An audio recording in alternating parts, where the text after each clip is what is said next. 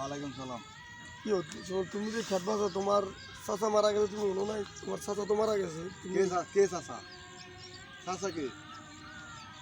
চাচা যদি থাকতো তাহলে কোনোদিন কি আমার বাপের সাথে আমার মায়ের সাথে জীবনে জাগালে বেমানি করতো?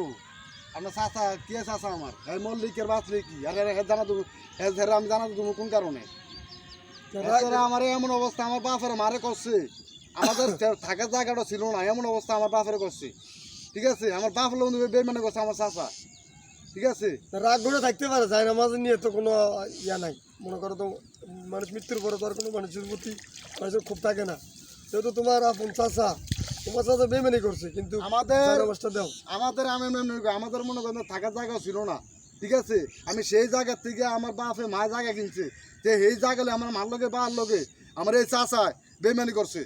ঠিক আছে, আর আপনি কন আমি কেমন এই লোকের আমি জানা দিই জানেন কোন কাম আছে না আপনার? জানছে যান, কই যাবেন যান, কাম আছে, কাম করতে দেন যান। ভাই পৃথিবীতে এখনো কিছু মানুষ আছে কিন্তু মরে যাইব কিন্তু চাচা ভাতিজা সম্পদ বুঝাই দেয় না, টাকা পয়সার লেনদেন মৃত্যুর আগে গুলো পরিশোধ করে না।